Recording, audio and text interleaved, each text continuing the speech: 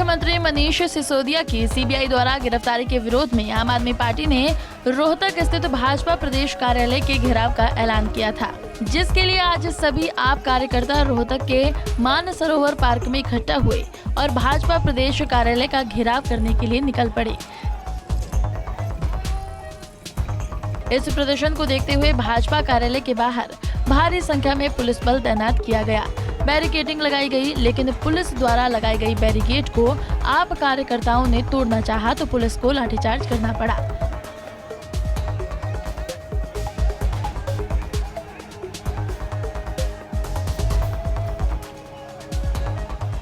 हंगामा रुकने का नाम नहीं ले रहा था। इस वजह से पुलिस ने राज्यसभा सांसद सुशील गुप्ता, आपके राष्ट्रीय सलाहकार अनुराग ठांडा और पूर्व सांसद व आप नेता अशोक तंवर को हिरासत में ले लिया। आप नेताओं का कहना है कि आप पार्टी की लोकप्रियता को देखते हुए भाजपा सरकार बौखला गई है, इसलिए लाठीचार्ज जैसे हथकंडे अपनाई जा रही है। सीबीआई का दुरुपयोग करके आप पार्टी के नेताओं को झूठा फंसाया जा रहा है, लेकिन आप पार्टी रुकने वाली नहीं है। कैमरा घुमा के देखो, मेरे पीछे जो पुलिस की दीवार है, इस पुलिस की दीवार ने कायरता का परिचय दिया। शांतिपूर्ण प्रदर्शन कर रहे कार्यकर्ताओं के ऊपर लाठीचार्ज किया, महिला कार्यकर्ताओं को मैन हैंडल किया और अब भी एक सांसद होने के नाते धक्का देने के लिए तैयार है। स्पेस नहीं दे सकते, कहते भाई धक्का मारेंगे, बाहर हटो। हरियाणा पुलिस को कम से कम कानून का सम्मान करना चाहिए। क्या प्रोटोकॉल एक सांसद का इनको जानकारी होनी चाहिए।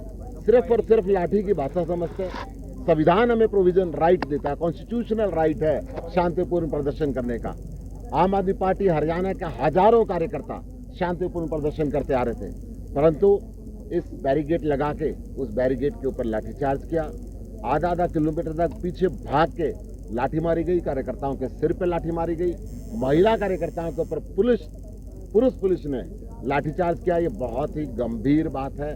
जिस प्रकार तानाशाही का परिचय देते हुए मोदी सरकार ने सीबीआई के माध्यम से निरपराध मनीष सिसोदिया जी को गिरफ्तार किया, लगातार 500 से ऊपर सीबीआई के अधिकारी साल भर से जांच कर रहे थे, परंतु इनके खिलाफ कुछ मिला नहीं। जब सुप्रीम कोर्ट ने करारा तमाचा भारतीय जनता पार्टी का दिया, इनके मेयर को दरकिनार करके आम आदमी पार्टी का मेयर वहां पर बैठाया, दिल्ली के जनता के जनादेश का आदर्श का पालन करवाया, तो बिखला गई भारतीय जनता पार्टी, तिल मिला गई भारतीय जनता पार्टी। और आनंद फानंद में कल देश के सर्वश्रेष्ठ शिक्षा मंत्री मनीष सिसोदिया जी को गिरफ्तार कर लिया। आम आदमी पार्टी के दिल्ली के उप मुख्यमंत्री मनीष सिसोदिया जी, और उनके कसूर इतना था कि उन्होंने लाखों बच्चों के लिए बेहतरीन स्कूल बनाए। उनका कसूर इतना था कि अमेरिका के राष्ट्रपति भी उनके स्कूलों की तारीफ करने लगे। अरविंद केजरीवाल जी की बढ़ती लोकप्रियता जब बीजेपी सरकार से सहन नहीं हुई तो दमनकारी नीतियों पर आ गई। ये दमनकारी नीतियां कहाँ गई? जब उनके मित्र अडानी ने हजारों करोड़ रुपए का बेईमाना किया। देश की संवैधानिक संस्थाएं LIC। गुप्ता जी, आपने प्रदर्शन करना था, बीजेपी कार्यालय तक पहुंच भी गई, फिर धक्का मुक्की? कहाँ धक्का मुक्की करी? कहाँ धक्का मुक्की? पुलिस लाठीचार्ज करे, कपड़े फाड़ दे पुलिस, और आप कहते धक्का मुक्की। सिर पे लाठियां खाते रहे खड़े होके, उसका बचाव भी ना करें। ये बहुत ही घृणादायक काम उन्होंने किया। पुलिस का कहना करना उनका काम है। लॉ के अंदर लिखा हुआ है कि शांतिपूर्ण प्रदर्शन किया जा सकता है। हमने कल इनको एडवांस में सूचना दी थी। पूरे देश के अंदर प्रदर्शन चल रहा है, खाली हरियाणा के अंदर नहीं चल रहा। इस शांतिपूर्ण प्रदर्शन को दमनकारी चक्र से कुचलने के लिए इन्होंने लाठीचार्ज किया। ये महिलाओं के नखून देखिए, आप ये देखिए, इनके नखून को दिखाइए, ऊपर दिखाओ आप। ये देखिए, आप ये देखिए, ये लाठीचार्ज की, और ये पुरुषों के द्वारा ये लाठीचार्ज करी गई। आप ये देखिए, ये लाठीचार्ज की गई। किस तरीके से आप ये दमनकारी चक्कर हरियाणा पुलिस ने चलाया, हम इसकी निंदा करते हैं। देखिए, मैं आपको साफ तौर पे बताऊं कि सारी तानाशाही सरकार ये कोई पहली नहीं है। इनको लगता है कि जोर जबरदस्ती से इनकलाब को दबाया जा सकता है। ये सारी सरकारी, सारे तानाशाह ऐसे ही सोचते हैं। और आज भी जो सरकार है, उनको लगता है कि गिरफ्तार करके, लाठियां बरसा के ये किसी तरीके से इनकलाब को काबू कर सकते हैं। लेकिन इनको ये पता नहीं है कि इनकलाब का ऐसा बीज होता है, आप थोड़ा भी खून बहाएंगे तो वो इनकलाब का बीज और ज्यादा फूटेगा, और ज्यादा इनकलाबी पैदा होंगे। अगर पुलिस चाहती, यहाँ पे पुलिस फोर्स मौजूद है, आप सबने भी देखा है, वो हमें बैरिकेड पे रोकने की कोशिश कर रहे थे, बैरिकेड पे रोक नहीं सके। इन्होंने साजिशन सीधे तौर पे जानलेवा हमला किया है। ये सिर पे लाठी मारना चाहते थे, बाय चांस मेरा हाथ आगे आ गया तो ये नाक के ऊपर लाठी लगी और वो लाठी भी हमारे हाथ में आ गई थी। मैंने अभी पुलिस के साथियों को लौटाई है। आपसे अगर हिम्मत है तो सामने लड़ाई लड़िए, आपसे अगर हिम्मत है तो लोकतांत्रिक लड़ाई लड़िए, आप में अगर हिम्मत है तो अपनी पुलिस के दम पे हमें रोक के दिखाइए। आप बैरिकेड पे रोक नहीं सकते, पुलिस से तानाशाही से रोक नहीं सकते, लोकतंत्र की लड़ाई जीत नहीं सकते हमसे, तो आप हमें जान से मारने की कोशिश करेंगे। ये हमें साफ तौर पे लगता है कि तानाशाही की निशानी है। इन्होंने बहुत कोशिश करी, अरविंद केजरीवाल जी के साथ भी करी, मनीष सिसोदिया जी के साथ भी करी, सत्येंद्र जैन के साथ भी करी, सबको अंदर जेल में डाल के ये चाहते हैं दबा देंगे इस इनकलाब को। मैं इनको बताना चाहता हूं, हमारा एक भी इनकलाबी साथी, जितने यहाँ पे एक साथी का सिर भी फूटा है, हमारा एक भी इनकलाबी साथी यहाँ से पीछे नहीं हटेगा किसी भी कीमत पे। आपको लाठियां बरसानी हो, आप दोबारा फिर बैरिकेड तोड़ेंगे, फिर से लाठी बरसा लेना, लेकिन वर्दी की आड़ में साजिश ना करे सरकार। अगर लड़ना है तो सामने से लड़े, आर पार की लड़ाई लड़े। हम शांतिपूर्ण और लोकतांत्रिक तरीके से लड़ना चाहते हैं, लेकिन अगर वो साजिश करना चाहते हैं, उनको लगता हो किसी को मार के, उनको लगता हो किसी को गिरफ्तार करके, उनको लगता हो किसी को जोर जबरदस्ती करके वो तानाशाही सरकार चला लेंगे। ये सपने पहले भी बहुत तानाशाहों ने देखे, बड़े बड़े शासक हुए, सबको लगा कि मेरे से बड़ा तो कोई है नहीं। अब ये समय बदलेगा ही नहीं। मैंने आज सुबह भी इनसे पूछा था, मैं फिर ये सवाल पूछता हूँ, जो आंदोलन से पैदा हुए उनको लाठी और जेल से डराओगे? जिस दिन ये वक्त करवट बदलेगा, खुद कहां छिप के जाओगे? इन बीजेपी वालों से सीधा सवाल। भाजपा मुख्यालय पर आने का मकसद क्या था? भाजपा मुख्यालय पर आने का मकसद पूरे देश के सामने उस साजिश को बेनकाब करना था, जिसमें ये बार बार कह रहे हैं कि आबकारी का केस है, आबकारी का केस है। अरे अगर आबकारी के केस में सीबीआई ईडी को जांच करनी होती तो सबसे पहले हरियाणा में जांच होती। 24 घंटे ठेके खुलते हैं, दिन में भी रात में भी, दिन में लीगल रात में इलीगल, सारा पैसा इकट्ठा होकर मंत्रियों के पास जा रहा है। यहाँ तो कोई सीबीआई ईडी नहीं आई। सोनीपत में कितने सारे दर्जनों लोग मर गए थे जहरीली शराब पी के, कोई सीबीआई ईडी नहीं आई। गुजरात में सैकड़ों लोग मर गए जहरीली शराब पी के, कोई सीबीआई ईडी नहीं आई।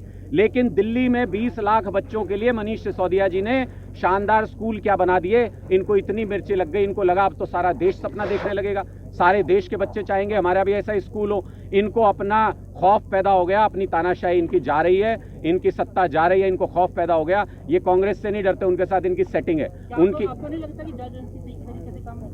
जांच एजेंसी के पास है क्या जांच करने के लिए? मैंने आपके सामने एग्जाम्पल रखे।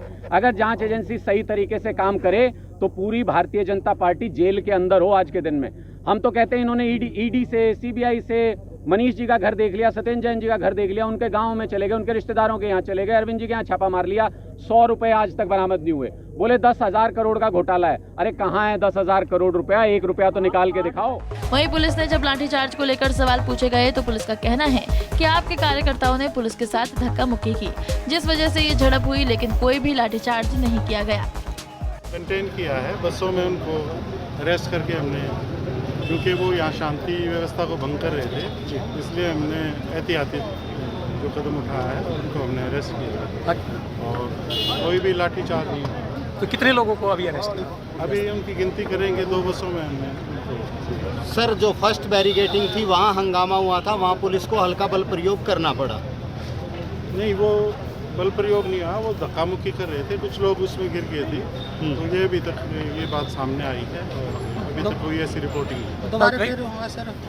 दोबारा फिर धक्का मुक्की हुई?